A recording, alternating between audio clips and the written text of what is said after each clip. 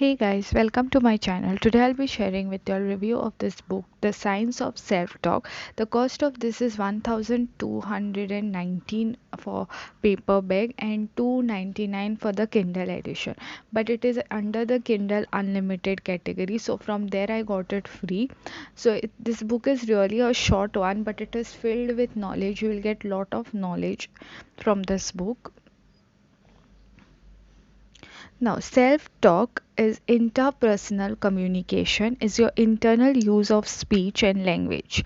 It appears in the form of thoughts that you can hear with the auditory part of your brain. Some people's self talk is mostly about the future, while others is an internal dialogue about the past.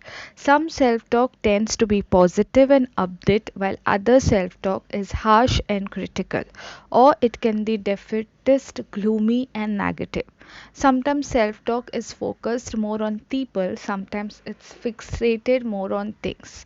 Sometimes it's mainly about others, and sometimes mainly about oneself. Negative self talk is linked to negative emotional states such as anxiety, depression, insecurity, rumination, learned helplessness, and so on. Positive self talk, on the other hand, is linked with less negative emotions and more happiness, confidence, optimism, success in life, and a sense of agency and authorship of your own existence. A constructive kind of self talk would be any kind of self talk that leads you in the right direction towards your goals and towards becoming a better you. Dysfunctional self talk would be any self talk that bogs you down in unproductive, stale, repetitive pattern, especially if those patterns make you feel miserable and helpless.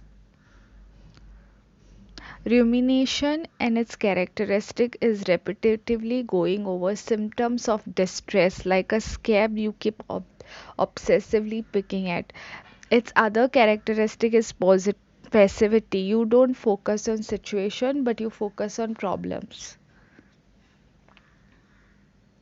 Dysfunctional self talk tells us a story. It's the wrong kind of a story. A story in which you are passive and helpless. In constructive self talk, on the other hand, you see yourself as someone who can achieve your goals that doesn't just lift your mood. It's a self fulfilling prophecy. If you see yourself as capable, then you have the right perspective to become capable. That puts you in the driver's seat. Negative self-talk is especially associated with higher level of stress and poor emotional regulation when faced with stress. Short-term stress can actually benefit health and longevity. Long-term chronic stress causes us to live shorter, less healthy lives. Catastrophizing refers to making bad situations seem much worse than they actually are. Personalizing means automatically referring everything to yourself, imagining it has something to do with you, even if it doesn't have anything to do with you, you'll feel that it is something related with you. If you are blaming others, consider how you may bear some of the responsibility. If you are blaming yourself, consider that not all problems are your fault. You are not in control of everything, so you are only to blame for the things you could have changed. Be forgiving to both yourself and others. Filtering means only considering the negative aspects of something and not the positive ones. Means you filter out all the negative things out of a situation and you don't focus on the positive, even if there are a lot of positive stuff out there. Overgeneralizing, you fail at something one time and from that you conclude that you are a failure who can't get anything right. There are many shades of grey. Almost nothing is completely black or white in life. Everything is like shade of grey. Value judgments are also useful for weighing your own habits, decisions, and actions and deciding whether or not they are good for you and the people you care about, whether they are ethical, and so on. A loser is someone who, after making mistake, doesn't introspect, doesn't exploit it, feel embarrassed and defensive rather than enriched with a new piece of information and tries to explain why he made the mistake rather than moving on. Positive self talk is curious, action oriented.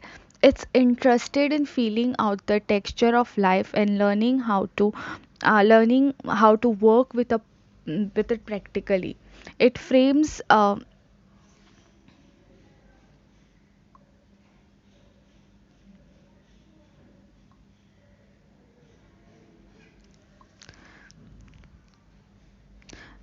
it frames things not in naively optimistic way but in realistic cost benefit analysis.